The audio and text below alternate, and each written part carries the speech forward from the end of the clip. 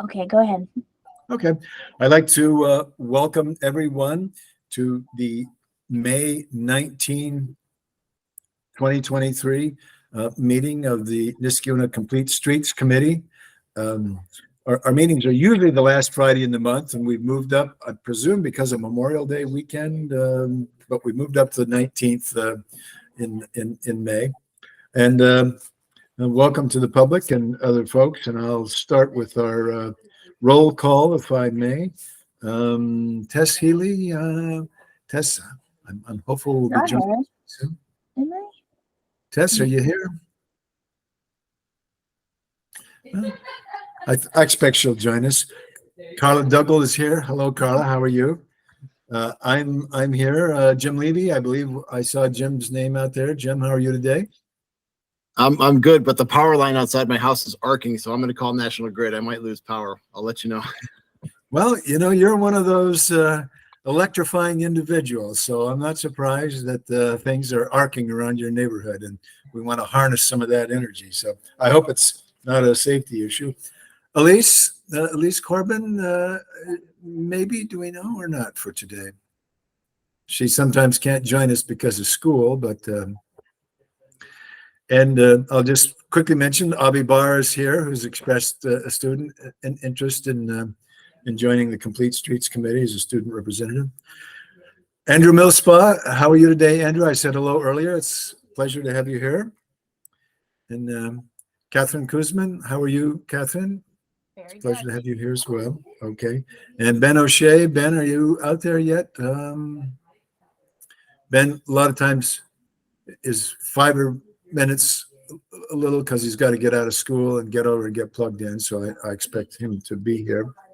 Then I'd also like to welcome Jessica Krakowski, who joined us at our last meeting, and she's here to monitor the proceedings, I guess, and she joined our last meeting, spoke at Privilege of the Floor, and is interested in a side path on Van Antwerp Road. Okay. And obviously, I'm hopeful that Ian Munger with the police department may also be able to join us. He had several comments at the last meeting that were very useful in our discussion about Route 7 and also Wyoming Avenue. And it's, I think, a good thing for the PD to assign a police officer to be part of Complete Streets. Okay, so that's everyone. And of course, Laura, we're happy to see you. And if Clark Henry wants to join us, we will be pleased to see him as well too. So anyway, let's move on. Anyone wish to speak at Privilege of the Floor at May 19 meeting?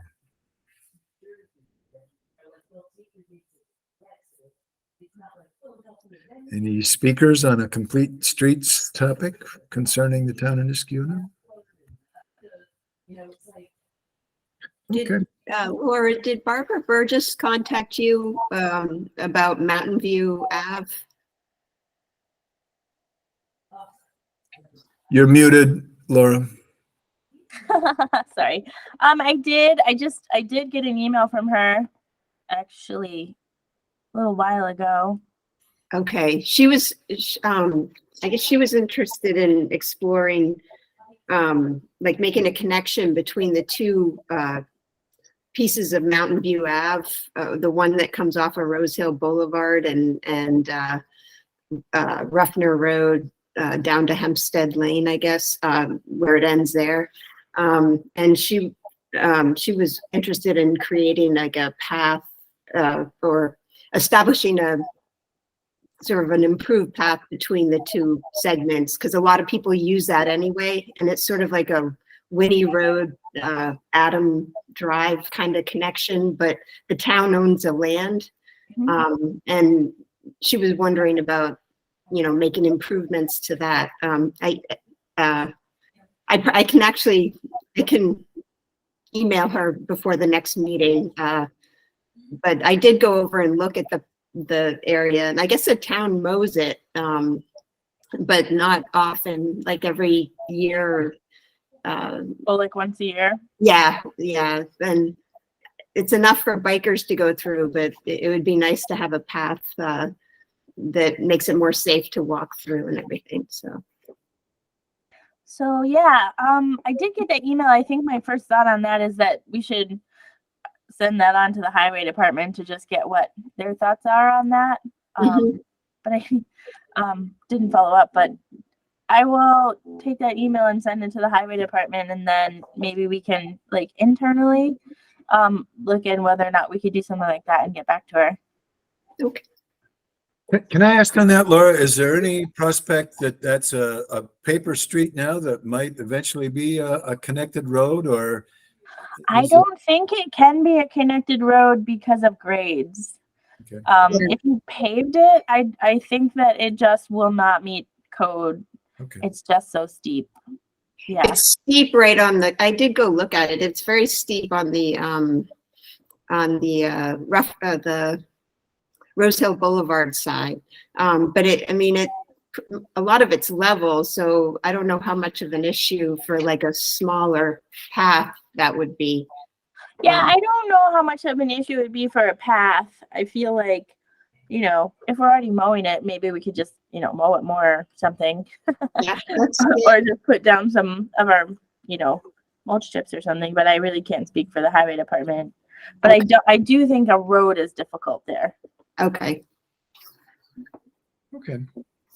So if a road's not a possibility, then it would almost be like Winnie Roads. It's another example of where a connecting pathway, or if the town owns it, that simplifies it in terms of easement. It's just seeing, would it be possible to grade it and put some stonework in and maybe have a connecting path in. So anyway, thank you, Carla. I would just mention Aliza Mesbahi, who lives on Story Avenue, spoke at Privilege of the Floor at our last meeting, and she's at 2184 Story Avenue, and was interested in the gate at Hillside Elementary that's open now during school hours.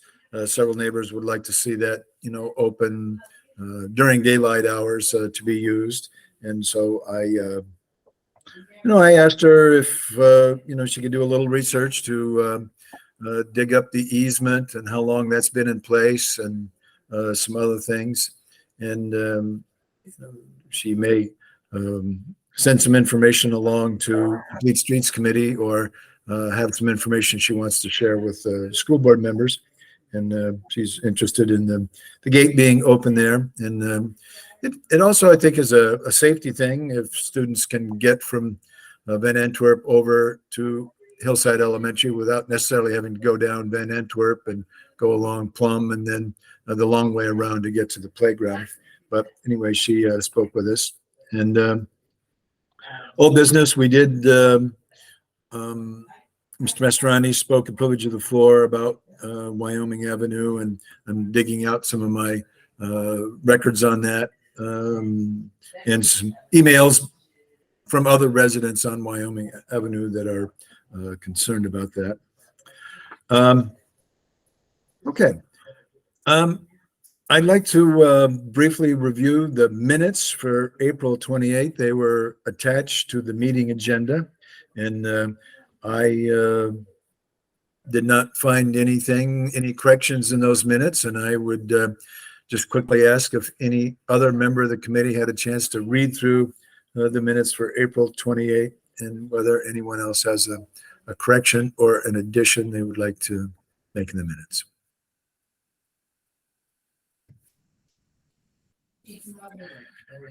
Anyone? Correction or addition to minutes for April 28th?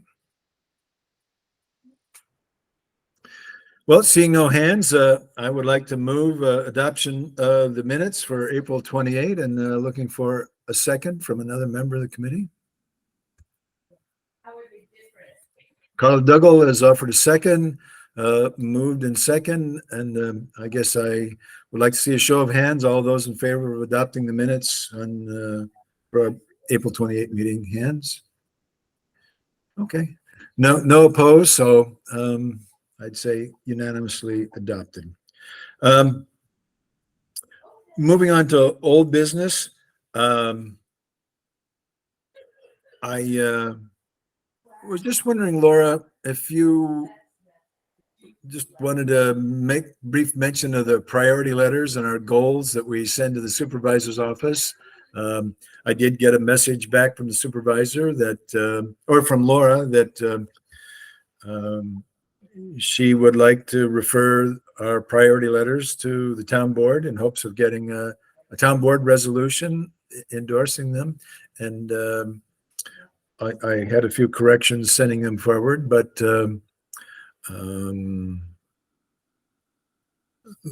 Laura had a meeting with some DOT folks and on complete streets, and I guess I just asked you to quickly summarize. And you mentioned that having our goals in place and the priority letters in place were favorably reviewed by those folks in terms of a complete street step. And Yeah, it was really, really helpful. I think there's just sometimes a frustration level with some members of our community, especially like if they walk and bike all the time, that the town's maybe not doing enough or not doing fast. And there was kind of a complaint that our complete streets were not pedestrian and bicycle focused.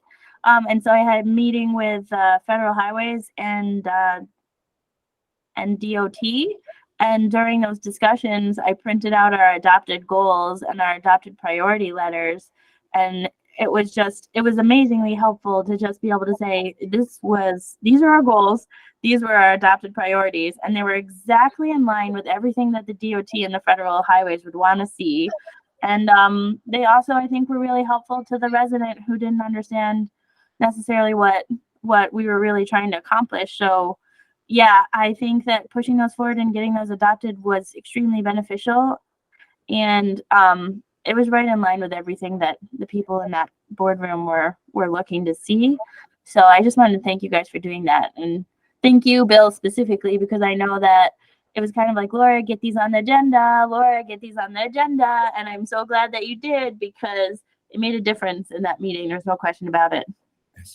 well, I think that going back, Paulina Manzo, who is one of the members of our committee earlier, and other veterans on the committee, as well as the new folks, have endorsed the idea of identifying some priorities that we would like to see state, county, school district, and town work on, and also kind of writing those up and sending them along to them, and asking for a follow-up meeting to go over those. And we found it to be, I think, very productive and helpful with the school district. And I'm hopeful this year that we'll be able to meet with the county manager and also with our District 3 county legislative representatives to talk about some county things.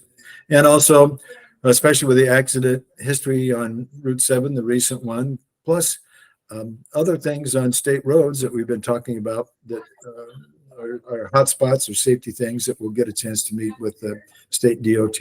And we did get a nice note back from the supervisor that she's interested in our input on town things. And so I think the town board's open to town things. And so we'll be able to have those discussions. And again, goals, I like having them because it gives us a chance to focus on what's important to us, put it in writing. And so if somebody asks, what are we working on? We've got that in place. Okay. Any planning board referrals that you want to bring to our attention at this juncture? So just, I know, Bill, you had a question about the Mohawk Golf Club. Yes. It's still in a state of moving through preliminary approvals. But I just wanted to reiterate to everyone that kind of regardless of what form that takes, I think the planning board has really adopted the Complete Streets recommendation to do the multi-use path from East Country Club Drive to Ruffner Road. So I do think if that project moves forward, we will see that in some form or fashion. It hasn't really changed since the last time we saw it in terms of like the cul-de-sac and any other kinds of pedestrian connections. But that's that's at the planning board level. So there isn't really anything to comment on in that one. And then the other kind of update, the one that we had worked on to get the sidewalk on South Fagan Ave, was also adopted by the applicant and the planning board. Unfortunately, that did receive a negative recommendation from the planning board for a variety of reasons. And I believe the applicant has put that application on pause. So I don't know if we'll see that one come back. But if it does, hopefully we'll see that sidewalk go in. And then So They don't have concerns just because of the sidewalk, right? They've got. oh concerns- no, yeah, no, neither the applicant nor the planning board objected to the sidewalk, which was nice.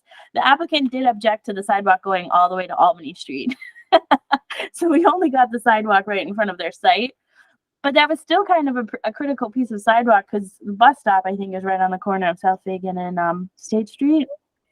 And the shoulder there is very small. And between the edge of asphalt and grass is actually kind of puddly and gross. So like having a sidewalk there would be really good.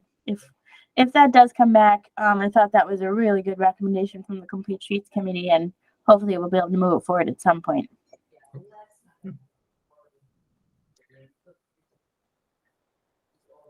Any other planning projects that people might have a question for the town planner on, or? Okay. Let's move on then to chapter 7 of the comprehensive plan. And Jim Levy and other members of our committee, we've had discussion and asked ourselves, well, how can we be helpful on complete streets and transportation things with regard to the comp plan? And we've recommended to Laura to reach out to the comprehensive plan committee to kind of get their input on, do they want some comments from us on the current chapter? Do they want more involvement? We have had a couple members, both Catherine and Carla, have written some detailed comments about our current chapter 7. And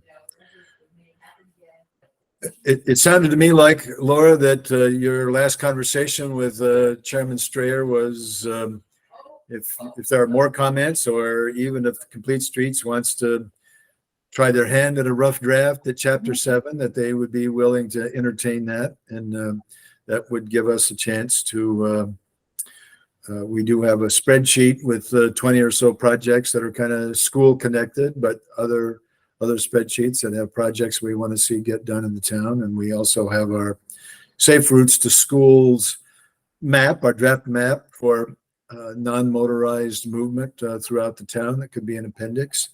And then just other ideas that we've talked about to make our town more pedestrian and bike friendly. And if we were to work on a first draft, we'd get a chance to put more of that input in there. So anything that you'd like to add, Laura, on that? Or No, the only thing I would add is that I think they really, if we could have the time to put it together, I think they really would like to see a rough draft. And then what they were thinking is the next meeting they're going to be using mostly to get prepared for a public town hall meeting on the comprehensive plan, but the meeting after that in July, they were hoping that we could do a joint comprehensive plan committee, Complete Streets committee meeting where Complete Streets could come and present the draft chapter to them, and they could go through it just to start kind of ticking off the different chapters. But they really did feel like, because you guys are the experts and you've been looking at it for, quite a while now, that they would like to see it. Like we could just incorporate Carla's comments and a couple other things that we've talked about putting in there and do a draft. I know that we've had comment about the survey that we did 2 years ago and getting data in response to some of those questions. And Carla did send me her input on the answer to question 14, which was one that kind of asked residents what they felt like was important in their neighborhood, what kind of complete streets or safe routes improvements they would like to see. And I guess I was wondering, do we need to write up the results from the survey in a document, or if there are 2 or 3 questions that are relevant to chapter 7, I mean, should we just write up the results from those that we might include as input in chapter 7? Or I Makes think it sense. would be useful. I mean, that's just my opinion. Yeah, I mean, I know we talked about kind of reissuing that survey or getting some updates, but I do feel like even just summarizing some of the major responses we got to the survey would be useful, because it shows the public outreach on the specific concerns of complete streets. Okay. Okay.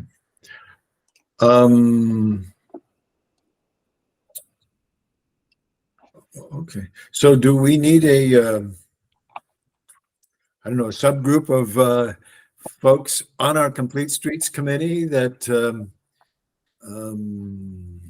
well, should we get more comments, or what's the next step to getting to a possible first draft of a modified Chapter 7 for the comprehensive plan? Somebody writing it, or somebody giving it a shot, I guess. You're talking about forming a subgroup, like maybe getting together and then just like discuss like taking parts to it maybe, or just Or, I mean, if we have Or- some ideas, then, maybe if we had one member that wanted to, kind of take a shot at writing a draft based on the comments and other things, or we could break it into some sections or something and have people try to, write a segment of it. But so, are you a possibility, Carla, to be on that subcommittee? I'm definitely a possibility for the subcommittee. Yeah, it would be good to talk with people, about how we want to approach it or something. But I would also like to work on that subcommittee. So Okay, good. that's something. Good, good. Well, I mean, I'd like to join and get together, and maybe we can get together for coffee and look at the comments that each of you prepared so far, and And add in some of the survey responses and add in priority lists. And Yeah, our goals, survey even, our responses. goals are, I think it'd be super useful to weave in some of the goals that we've adopted. okay. Yeah. So say that again, Laura. One is our Yeah, so what priority I feel concerns. like the next steps are to combine all the comments, because I think they're really good. I read them. Okay. Put the comments into the chapter. Add some information that we've gotten from the survey, even if it's just general. We put out a survey. This came up as a big priority to residents, just a couple things. Adding in our priority lists of projects, and then adding in our goals, because I think, a lot of them may be in there already, but just making sure that they're weaved in and consistent throughout the chapter. I'm telling you, like, they're good goals. Okay. Mhm. Okay. Would it be an opportunity for us to make mention of some things that have happened over the last 5 years or so, improvements to? Yeah, I do think that should be put into the comprehensive plan. We do Yeah, have the accomplishments. Yeah. Flower Hill. We've got the crosswalk at Aqueduct Road. We now have one at Windsor Drive East, another one coming at St. Joseph's and River Road. And we have the ones in front of the co-op. And, we have, and certainly the traffic circle at River and Rosendale Road, and the traffic circle at the Rexford Bridge. Not that we caused all those things to happen, but we did offer input, and other players have taken steps to make our town more walk and bike friendly. And there are, I think, more crosswalks in the town, and we have had some places where we've tried to see connections get made between neighborhoods. So we're making some progress on some things. So where we have had some successes, we want to point those out. So we'll do that too. Definitely. And actually, I don't know if I ever shared it with you guys, but the presentation that the comprehensive plan committee did to the town board had a variety of complete streets accomplishments in it. So I can share that with you. It's quite a lot, actually. Good. Well, Mr. Strayer was, if he didn't have his comp plan assignments to do, he would be with us here today. So it just goes to show the some of our discussions do have an effect on folks, so that's good. Okay. Anything else on the comp plan? Jim Levy out there, are you out in the front yard, or are you back with us, or Oh, I'm back. Helps Any- on its any- way.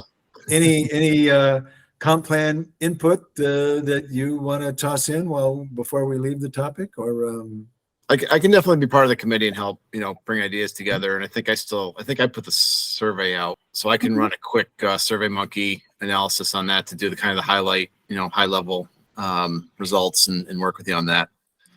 okay? I know we talked about this a couple of years ago, Bill, but we'll get back to it. We'll do it now. Well, we have a deadline now because the meeting right. for the comprehensive plan committee would be July 18th. Oh, So we would want to have something ready to present to them probably by like July 10th, maybe a little bit later than that. Still probably be okay. So those of us working on it should probably come up with something in the next month or so. So we have a couple of weeks to refine it and talk with you, Laura, and then get it to you. Mm-hmm.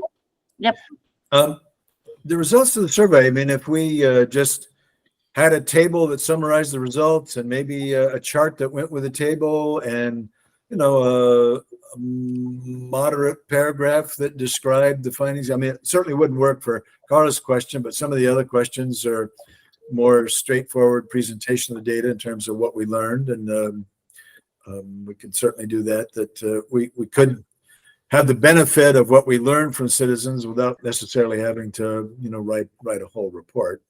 I'll put together some high level results, and then if we want to fill it in with some more details for certain questions, maybe we can just do it that way. Okay. About that and start give us something to work off of. I'll pull that together. Okay, good. I know others have done some detailed work, and maybe there's some places we can kind of sprinkle that in. Well, I think part of it was the questions were, here's an opportunity to do a response, but then a narrative response could be given. And so each person kind of took their question and went back and tried to interpret the answer, the narrative answer, to see where would they fall in the table in terms of answers, so that if we had 376 respondents, we'd be able to include each of those cases in a summary table. And then, we'd have maybe the narrative responses added below or something like that, so people would be able to see them. But you wouldn't want to exclude people that gave the answer in kind of a narrative response, especially where the answer is pretty clear in terms of where they would fit in the table. But I can probably talk to Jim about, doing that, because we actually did do that work. So, okay. Anything else on the comp plan before we move on? Should we meet sooner than later, just even Yes. without talking about the survey, just to kind of figure out how to tackle it in other ways, or like Yes. next week, maybe, just to, Yes. since there is a deadline, or, okay. Great. Yeah. As a matter of fact, Laura, well, we're coming to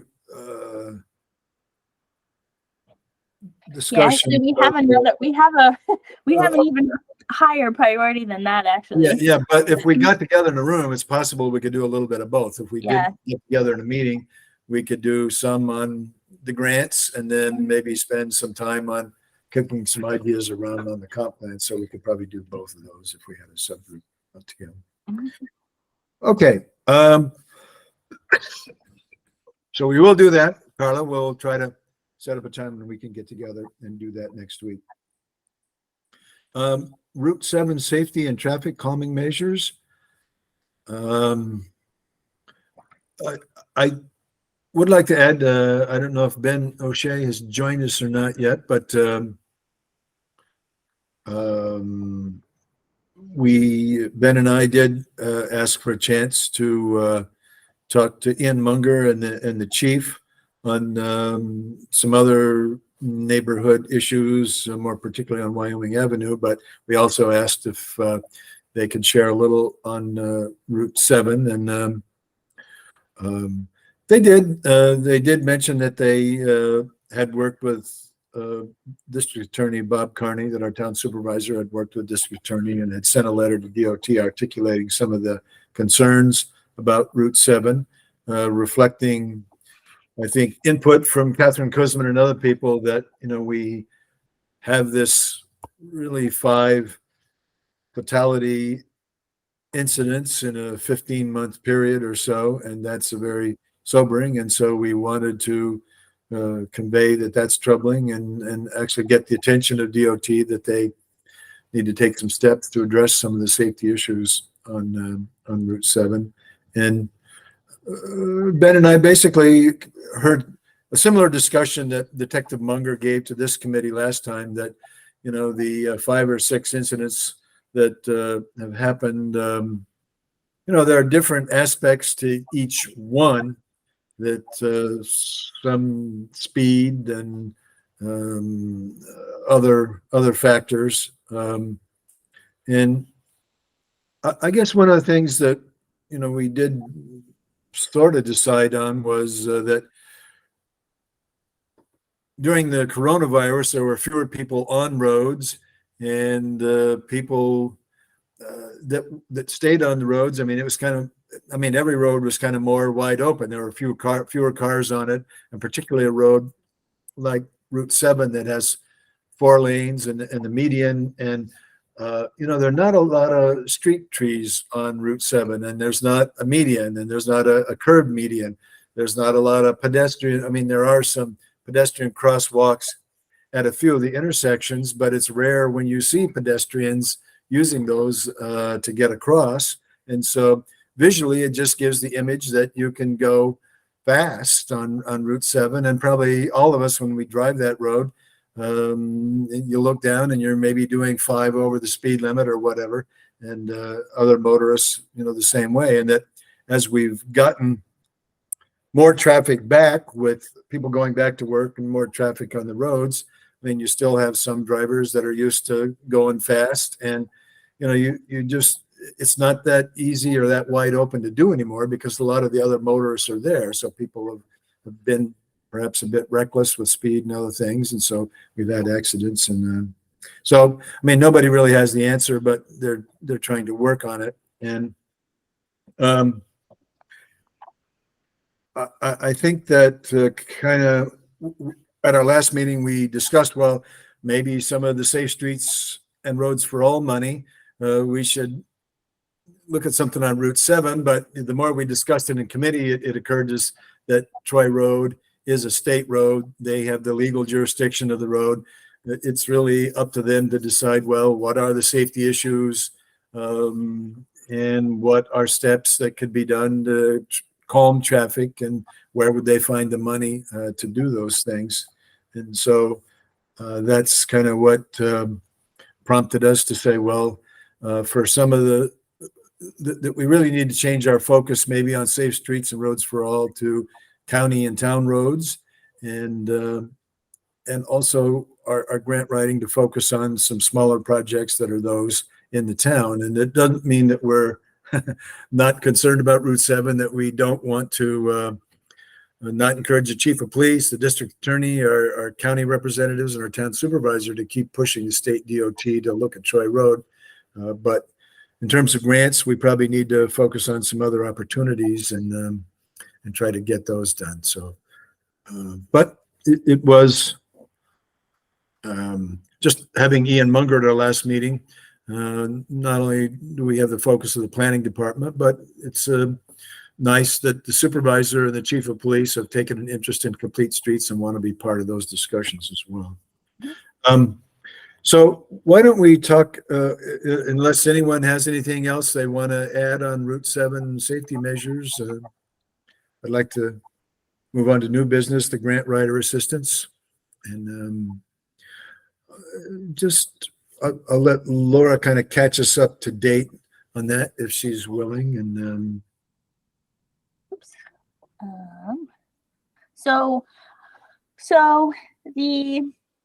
oh wait, there was just one thing I wanted to add on the Route 7 thing.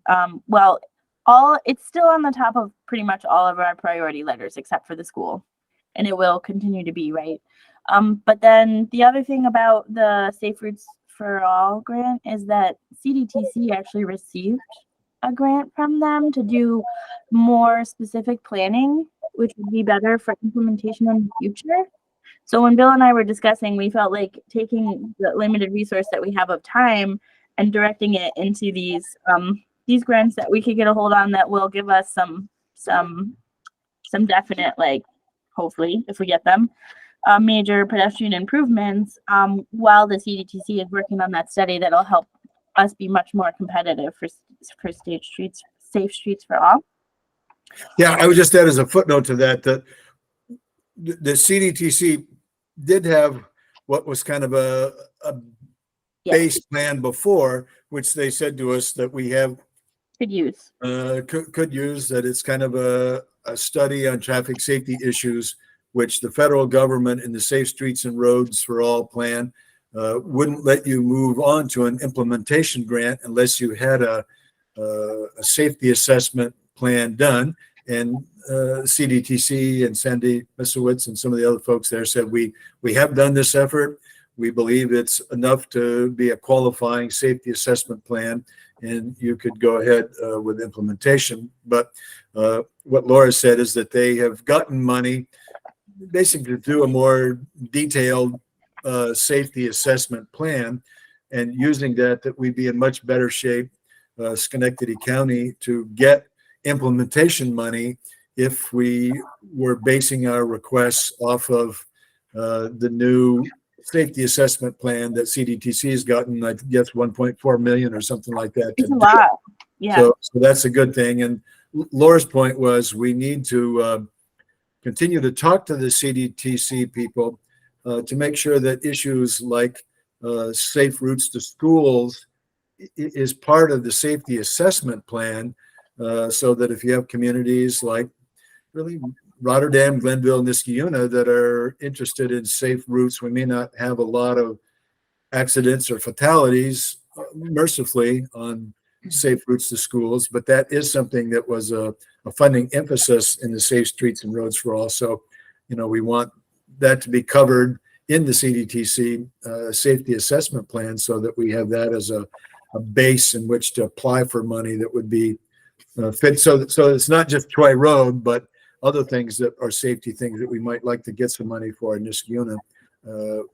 They'll have a foundation in that plan that CDTC is working on. So anyway, thank you. Okay, yeah. So, and then the update that is kind of very time pressing is that I think we do want to go for the Climate Smart Communities grant, because this does allow for the creation of sidewalks and safe routes to school. By removing vehicles on the road, you're reducing greenhouse gas emissions. So if you make safe routes to school, it's a complete streets priority, but it also dovetails right into the Climate Smart program, which is a reduction in vehicle trips and greenhouse gases. I know I've talked about that before. Believe that actually some of the sidewalks in Glenville were funded through the Climate Smart Communities grant. So they wanted us to pick 2 schools, and Bill and I discussed this, and we do think that we should just focus on Hillside and Birchwood at this point, partly because they're just town roads, and so that's kind of a big part of being able to submit pretty quickly, but we need letters of support. So they were hoping that we would be able to reach out with our Complete Streets Network and get letters of support for adding, I think for Hillside, it would be the Cornelius sidewalk.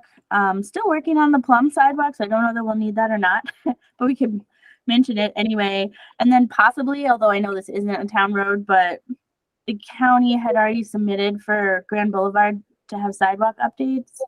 So we may just be able to take the county's Grand Boulevard sidewalk updates and just scooch it in there too, because it would be good. And then I think for Birchwood, we were talking about a crosswalk and some sidewalks just in the vicinity of the crossing. So we would need letters of support for that. And then if possible, it would be very good to have student counts in that area just so that we can supplement our everything with data. Couple things. I need to download the grant application. I reached out to the grant writer yesterday and I wasn't able to get a hold of him yet. But I think we might also be able to review some of the questions and just add some stuff in there from our Complete Streets knowledge. So I think what we're hoping, and it's a very short turnaround, like 2 weeks, is that we could get out there, get some letters of support. I know we've talked to especially the Cornelius sidewalk people a couple times, and get some letters of support from the school And then if we can, just get a couple of counts of people walking to the schools on a sunny day. I think the last time we did counts, it was like a rainy day. And they were still high for the record. But and then just working with him a little bit on some of those questions. So I think we were talking like, since Bill is so good at outreach, maybe we can work on the priority letters. And then since Jim has a lot of experience with grant writing, we were hoping he could look over some of the grant questions. And then I didn't know if anybody would be able to do pedestrian counts.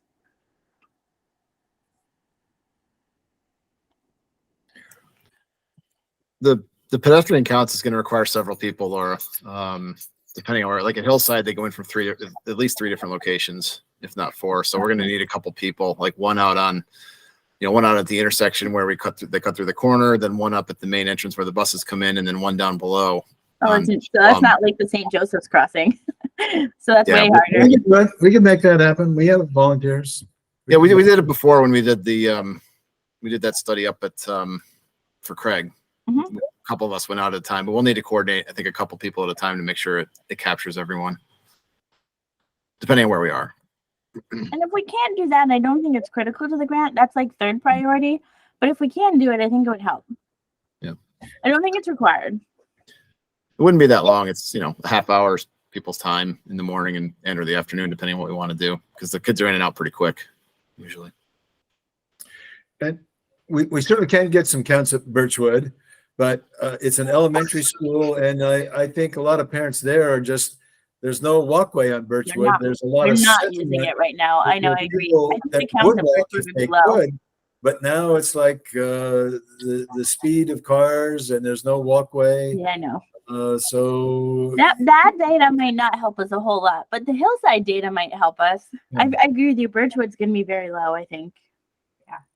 But if you did a survey of parents, or you did the PTO at Birchwood to tap into sentiment, or even if you just, if the school gave you a list of houses that had kids that went to Birchwood and, went out and talked to those parents and asked them about, would they consider walking kids to school? I bet there was improvement. Yeah. Can I also ask one thing, Laura? Are we doing concrete sidewalks? And is it on Birchwood? Is it a concrete sidewalk as opposed to an asphalt pathway? And is the concrete sidewalk on both sides of Birchwood, or just one side? Yeah, I don't think that level. I haven't discussed that level of detail with the grant writer. A lot of that is right-of-way dependent and front yard dependent. So if the right-of-way is very tight, then I think it ends up being curbed sidewalks. If the right-of-way is bigger and there aren't a lot of problems with, front yards being, and actually the proximity of homes to the right-of-way, then you can squeeze in the asphalt path. It seems to be very site dependent which one you go with. Well, as I was saying about Cornelius, depending if you did a sidewalk on the west side of, or on the east side of Cornelius, you could probably, you've got some light poles and some other things could be done, be a curb and a sidewalk. If you did the west side, in my view, and I certainly invite other people to take a look at it, you could do an asphalt path that would go from Story down to Hillside Elementary, and you've got enough room on the west side to have a little buffer area and a concrete path. And there's definitely more room on the west side. More room. And, Birchwood, I believe that it's a town road. There's probably, I don't know whether Complete Streets would want to say, gee, as we look at it, there should be a concrete sidewalk on both sides. Or it could be, you just say, no, on the east side of Birchwood, because there's a lot of homes on the east side. So people would walk down to a sidewalk on the east side, then they'd walk up and they'd come to a push button crosswalk at the entrance to Birchwood and be able to get across the street. And there would be some kids that would, with their parents, might have to cross Birchwood Lane to get to the sidewalk on the other side and then walk down to the crosswalk. But that might be, getting a sidewalk on one side might be an easier lift than trying to get a sidewalk on both sides. So, yeah. But again, if you're talking to homeowners, it's like, well, are we talking concrete or are we talking an asphalt side path? And yeah, and I wanted to talk to the grant writer before this meeting. I just I left him a message and I haven't been able to touch base with him. He may have even called me back. I don't know. I was really busy today, but I can get more of that detail to you. so that when we're doing our outreach, we'll have more detail of exactly what we're talking about. Okay. Monday. or Can I Tuesday. just ask the Complete Streets Committee, if we had our druthers and we're going for grant money, I mean, should we be pushing for concrete sidewalks as opposed to asphalt pathway on Cornelius and Birchwood Lane? And I'm just invite the committee, people have thoughts. What would they be? Anyone?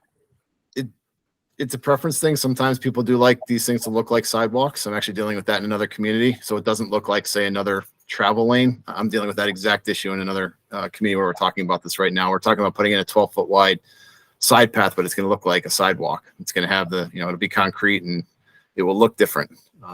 They wanted it to look like more like a sidewalk, even though it's much wider. So it's a preference thing, and it can be a cost thing too, but it depends. It might be more palatable if it looked like a sidewalk than, say, another lane with asphalt. But there are a lot of issues to consider. Yeah, the lot sizes of the houses on Birchwood Lane, they're not very deep. So I can't imagine that they're going to want just asphalt there. They're going to want some kind of concrete sidewalk, something that looks, visually it's going to look better, but it's going to give you the appearance of being a safer, pedestrian access. Okay. What costs more? I know we've discussed this before, but I don't remember. Concrete. Concrete. Okay. Concrete will typically cost more, yeah, for sure. I agree But with then that. I think Birchwood is very tight. Like I Yeah. think Birchwood is probably a concrete. But I guess like Cornelius, you're coming from sidewalks, so it's consistent with the area, like on Union Street or, I guess even along Van Antwerp. Van Antwerp and Story Avenue. So And that would be Cornelius. more consistent with the area, whereas if you had like a big, back to Rosendale Road or something, which we're not doing, but if you have a big, long collector kind of thing, you could do something like that. Yeah. I'm hearing from Jim, Carla, and Catherine that they think concrete makes sense, certainly at Birchwood and maybe even on Cornelius. Any other speakers on that? Andrew or Jessica, concrete over asphalt? Anyone? I just want to say, in terms of examples, if you go out to where Knott Street East meets Windsor, we do have macadam side path there versus, say, the sidewalk difference. You can see the difference, but of course the lots are much deeper there. It looks different. There's a good separation of the two. But if you want to see kind of what one looks like versus the other, we do have those examples in town. Mm-hmm. Would the town be responsible for maintaining that those sidewalks? Homeowner would have to shovel the snow. Okay, yeah. Where the town constructs a sidewalk on a state or county road, the town has agreed to remove the snow. But on town roads, it's the homeowner responsibility. That's what I But thought. homeowners, I think, generally know that you get an amenity, Yeah. a safe way to walk up and down the road. And not only for you, it's everybody else in the neighborhood that wants their kids to be able to get to school. And so it becomes one of your jobs to shovel the snow. Right. Okay.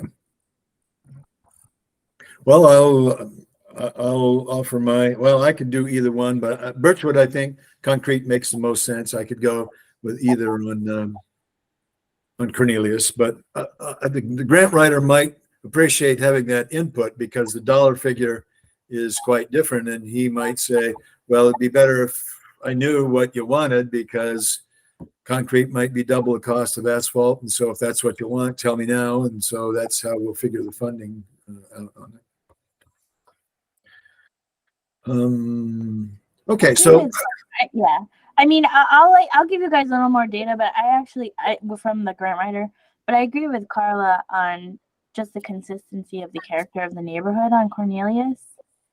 I think it might be good to just make sure that you're carrying on a consistent look throughout the neighborhood. I really don't think anybody would give a child a hard time for biking along the sidewalks there. no.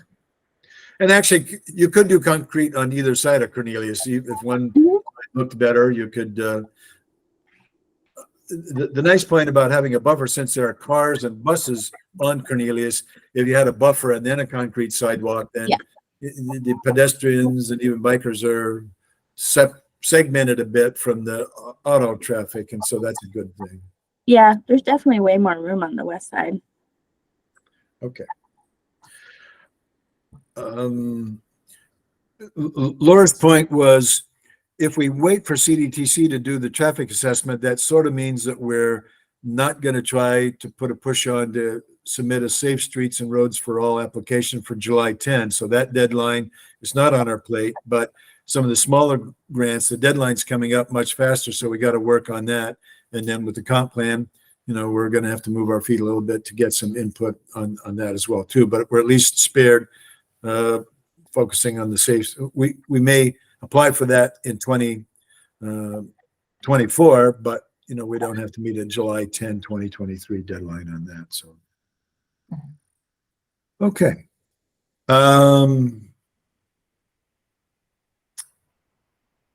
Anything else on?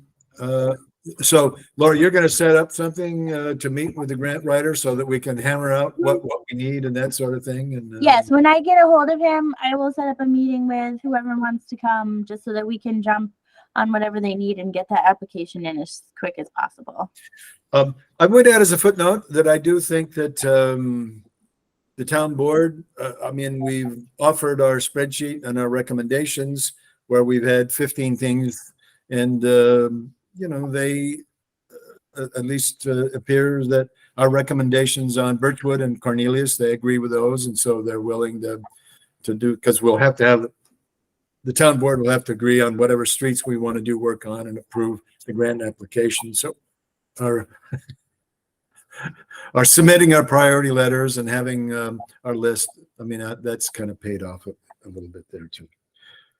Okay, anything else on grant writer assistance, climate smart grants that any member wants to offer before we move on? Okay. Let's move on then to grant updates.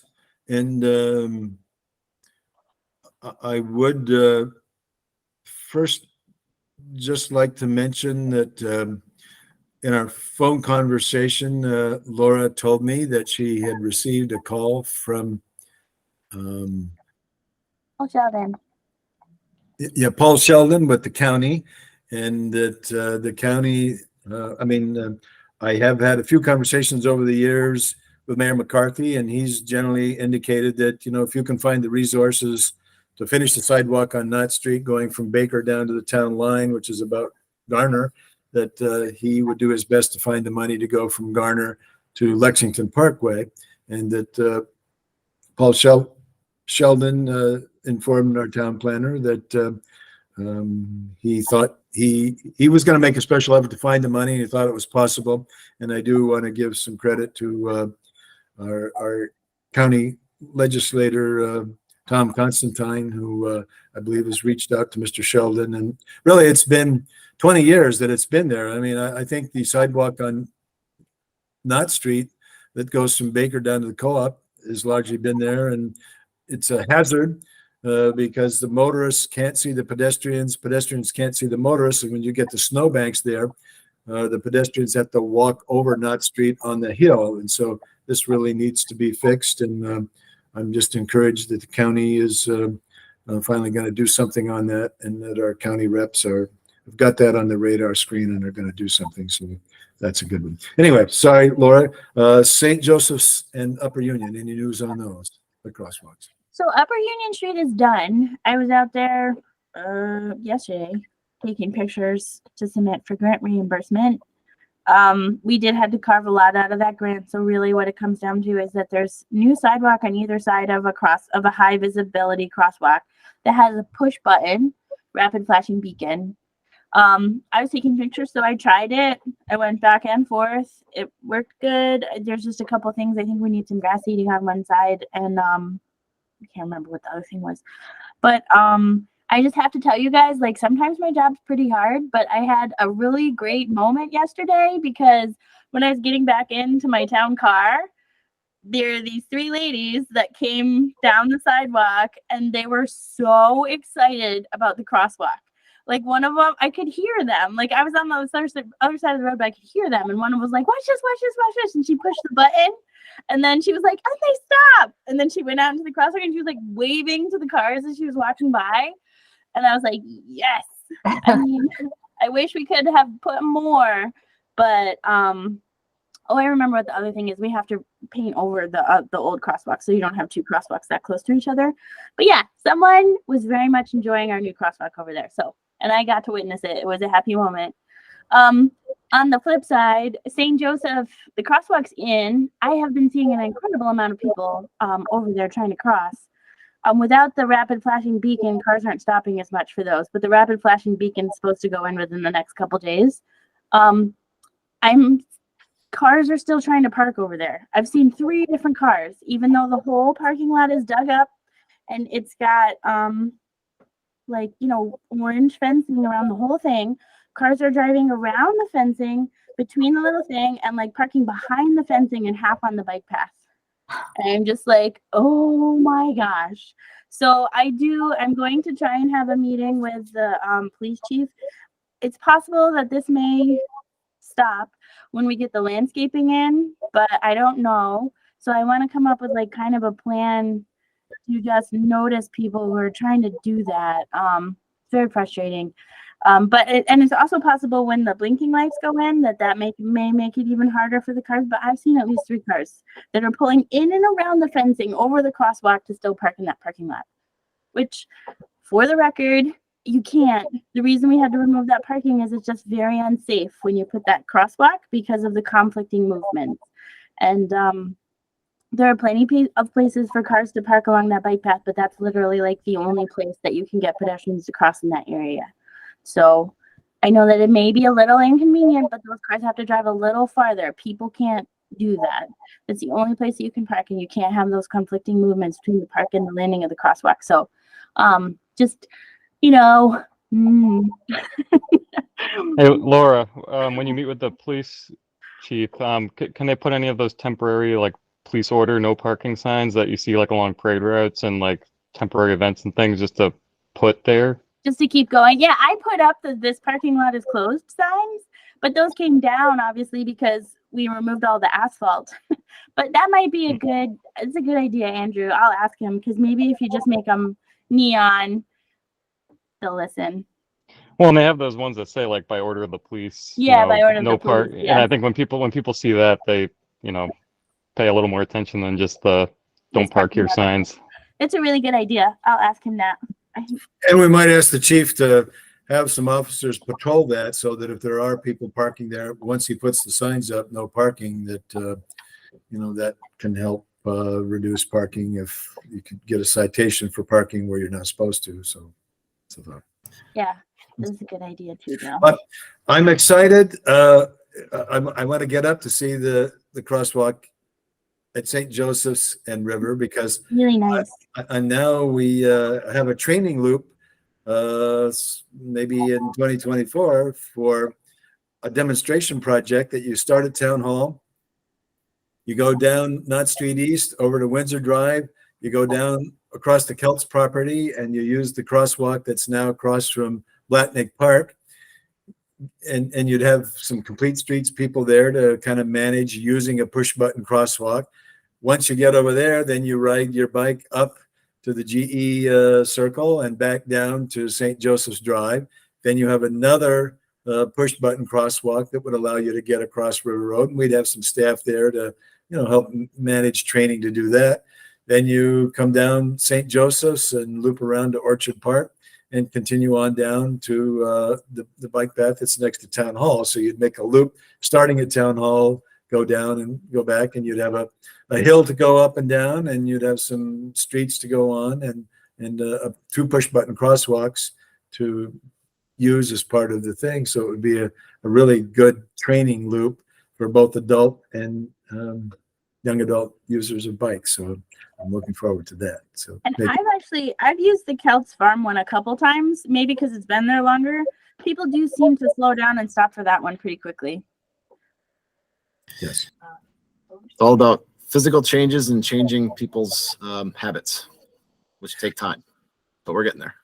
But I have learned, as lots of other people, that using the ones at Aqueduct or even Flower Hill or even the ones in front of the co-op, that you almost have to make eye contact with drivers coming both ways to make sure they've stopped the car before you go across, because you can't assume that, oh, I'm in the crosswalk and I push the button, I can go, because there are still people who drive through even though there are pedestrians in the crosswalk. So it's good to have them there, and motorists are getting better educated so they actually do stop. But you'd want to train bikers and walkers to be sure that the motorist on both sides of the crosswalk, you've made eye contact, they stop their car, and that's when you go across. But, it'd be a good thing. Okay. That's a really good point, Bill, because when I was trying to use the Upper Union Street one, the car in the far side of the lane stopped, but the cars in the closer lane to me didn't. And that car stopped for quite a while, but because the cars in the closer lane didn't, then it ended up going, and then the car behind it stopped because they finally got, you kind of have to like wade out into the crosswalk, make eye contact, like make sure they're both stopped. It's still hard, but it's definitely better. I always recommend to make eye contact with drivers before you cross, even in a crosswalk. But people start getting used to it, and if they, start seeing more and more people, they'll start realizing, hopefully, that they should be slowing down before they get to these facilities. That's the idea. And everybody's in a big hurry nowadays, but that's the hope. But social habits do change. I mean, there was a time when nobody wore seatbelts. Now everybody does. There was a time when people drank and drove. Now nobody does. There was a time when people threw litter out the cars, and they've stopped doing that. And we've had a lot of things that we've made progress on, and some states are ahead of us. I know I visit Massachusetts. I think drivers over there are really good. If pedestrian steps in the crosswalk, especially a green painted crosswalk, the motorists stop and they wait until the pedestrian gets all the way across. So I do think we'll get there, but it's going to take a little time to do. Okay. And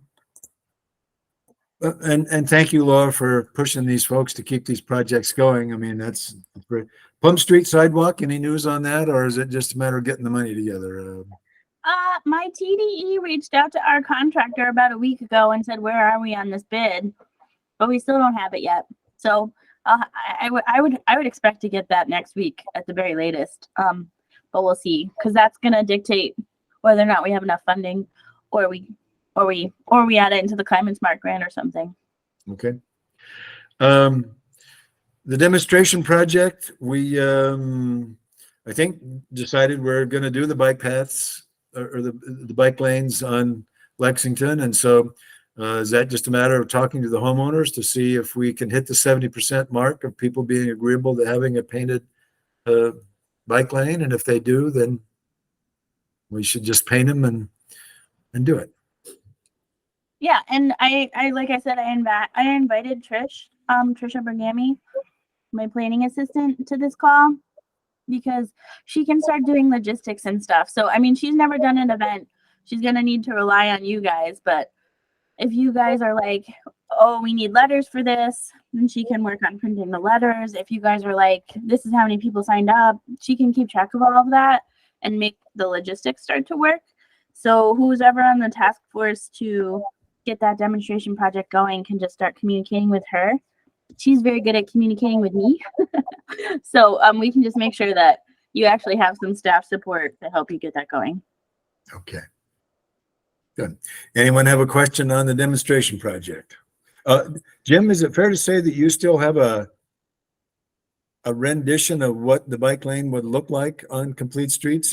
Could we make some copies of that and share it with residents if we did some door-to-door work on Lex? Yeah, I think Laura has a copy too. I did one last year sometime. I can dig that up. Yep. That'd probably be good to put in with a letter and maybe some other explanations of, what we're talking about doing there. Now, is it 2 weeks it's going to stay? Is that what we decided on? We're going to do 2 weeks with the bike lane, or once we paint them, can they go longer than that? Or part of that'll depend on what we use to put it down. If we put down temporary paint and it rains, it may only be a couple days. If you use tape, it may last a little longer. If you use semi-permanent paint, that's a whole different story. So You get really in trouble for the semi-permanent paint. yeah, no, I'm not suggesting we do. I'm not advocating Okay. for that. I've gotten really in trouble for that. Does the supervisor or the highway superintendent have some say in how long this can go, and whatever window they give us, that's what we'd have to abide by? Or- Well, we'll have to remind them, but because we've been working on this for a little while, like we've shared the drawings with the highway superintendent and the fire police trucks too, I think. And I think actually we ended up widening the travel lanes a little, and Jim redid his drawing so that they would feel better about it, right, Jim? I think we changed it a little bit so that they would be in support of it. Yeah, I need to go back and look. I'm pretty sure we did make a modification to yeah. But as long as we use the modified one, they were in support of it. I think we had like maybe 8-foot travel lanes and they wanted 9-foot or something like that. Yeah, I'll have to go back and look. Let me see. But Yeah. anyway, We'll know we've that. already sort of semi pre-cleared it. I mean, obviously we'll have to bring it up with them again, but we almost did this, I think, last fall. So I've brought it up to them a couple times now. We might want to do just a reminder to the fire folks and the police when we're really ready to do it, so they know it's coming and they don't get a surprise. Okay, we discussed safe streets and roads for all. We're going to wait for CDTC to finish the traffic safety plan, and we're not going to go with July 10, 2023, but we may try to do something in 2024. Pedestrian connections to school campuses.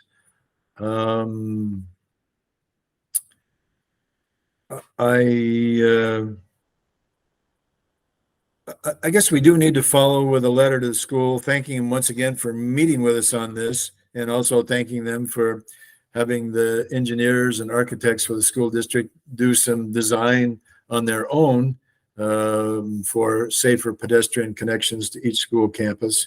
That's a good thing. And in our priority letters, we do ask them for, here's a couple things we'd like to see you do next, one of which is if they're doing work at Iroquois and Rosendale, that they do the asphalt connecting path back to River Road Park. And then also we want them to consider a school zone at Craig Elementary School. Anyone else have a question or a comment on the pedestrian connections to school campuses while we're here? Okay. How about the Winnie Road easement? I can preface it if you like, Laura, or I guess. So yeah, no, I'll take that one. So Bill reached out to me because Audrey calls him every 2 weeks, I think, for Buds. status update. She's the mayor of Winnie Road, and Which is awesome. trying to be She's not the responsible. only one asking for this, for the record, though, because I actually even talked to a couple of people in town hall who live in the area, and they would love to see it. So I spent some time yesterday doing deed research on the property. Still trying to locate the original utility deed, but started working with the town clerk on it. And our thought is that once we've done the deed research, essentially we'll just reach out to the owner and say, here's where you're at. We would like to, do a extension to the easement here and see what they say. I did notice in your email, you mentioned that you had called them. Is it possible that you could send me the contact information for them? Otherwise, it'll take me a little while to dig that up. Sure, I think Winnie Road. I'll look, but I'm pretty sure it was in the Phone email book? that I gave you. It's May 8th, 2023, from me to Laura, with a copy to Ben, Carla, and Yeah, in here you mentioned that you called them. Oh, right here. I see it. Okay, never mind. I got it. yeah, it's Bernie Martinez, and he Gotcha. lives at 1128 Mohawk Road. Phone's 518-708-19. Okay. Thanks, Bill. You're welcome. Could you show us a picture? We have a couple minutes left of Winnie Road, just kind of where it goes into Adam, if Sure. so people will know what we're talking about. The other thing that I thought was interesting when we were doing the deed research is there may be a conservation easement on the parcel. Although I don't think that that necessarily impacts our ability to get a pedestrian easement, but just something interesting. Who do you make a request to if there's a conservation easement? Is there somebody, a planning group or somebody that supervises those? So you'd have to ask them if they. Possibly. It depends on who's holding the conservation easement and exactly what it says in the deed. Could you show us the Flower Hill connection and we work our way Sure. back over to this? Yeah. Let me just go a little bit farther out. You probably don't need the address points. So here's Flower Hill. Wait, I must have an older aerial on. Here's the Flower Hill bike path connection that goes down to Rosendale Road and then crosses over to the Mohawk Hudson Bike Hike Trail. There it is. Then you can take that down Flower Hill to Pinecrest. There's a lot. I mean, you can see there's a lot of houses in here. I think a lot of people walk in and around the neighborhood. But essentially, if you were to get over to Winnie, you do Pinecrest to Merlin, probably to Brookhaven to Valerie. This is paved. And then there's, I guess, a relatively well-used path right here. It goes down to the end of Winnie. Right there. And then that obviously allows all the people on Winnie Road to access all of this neighborhood safely and to access the Mohawk Hudson Bike Hike Trail without having to walk all the way down to Route 7 and across on the sidewalks.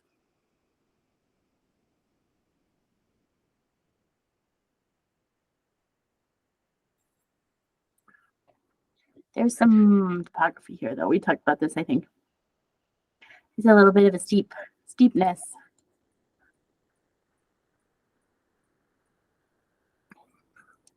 So it's, I don't know, is that 30 yards or something like that there that would have to be, and it is moderately steep. I mean, you'd have to. 240 feet, 250 feet probably would be safer. Okay.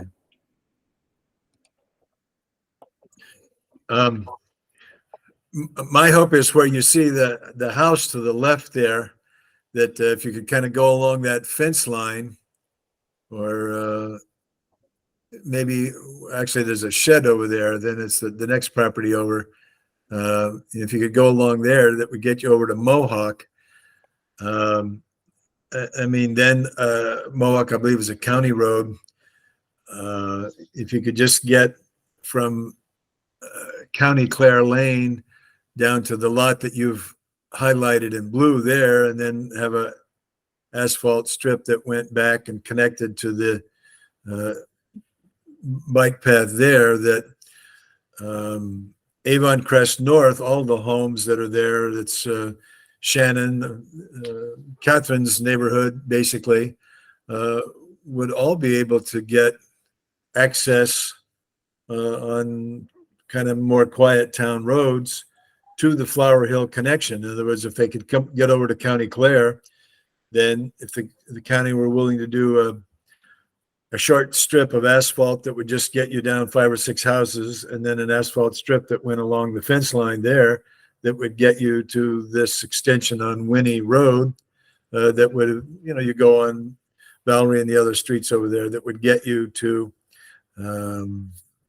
the Flower Hill connection to the Mohawk Hudson bike path. It would be it's a moderately dense area, but it would get a lot of homes, really a safe connection to the Mohawk Hudson bike path. They wouldn't have to go across a safe road. I mean, a busy road, Mohawk would be a little bit, but a very doable stretch if we could find a homeowner that would be willing to do that. And when Carla and I were there, we were actually, if you go down, there's another, is it a kind of about 5 or 6 lots down, a blank strip. I was just wondering if that were a conservation easement that you could go down the back of these properties if you went from Mohawk, that would get you to Winnie Road. It's the big parcel that's, I guess, north of the Winnie Road extension right there. But if any of those were. Oh, farther up. Yeah, farther up. You see the one there that, yes, Oh, That's- that's the same owner. yeah, That's the same owner. yeah. Yeah, I mean, we were sort of thinking even if you could use his property to go through there and then go down the back where the trees are here, and then tie into Winnie Road, and then you ask the county to do a side path on Mohawk, then you get a whole bunch of folks that would be able to be connected to the Mohawk Hudson bike path. So anyway, but I guess the first step is just getting Winnie Road and Audrey's impression. And I did speak to Mr. Martinez's son, who said, you know, I think my father would be willing to at least consider it. I mean, he didn't say yes or no, but would be good to understand the easement. And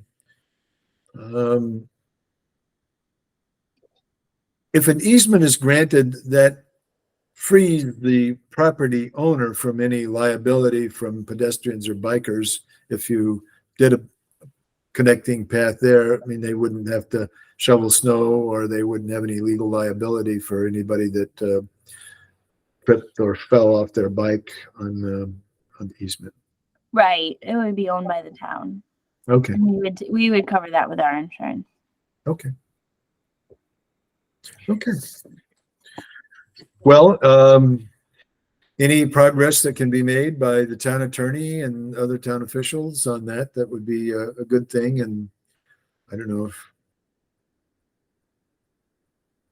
the long term getting access for Avon Crest North, as a matter of fact, I think even if you had the connection to Winnie Road, even if you didn't have another connection on Mohawk, at least the people in Avon Crest North could go out to County Clare, then just come down Mohawk to get on the sidewalk and go on Route 7 just down to Winnie Road, which is a fairly short strip.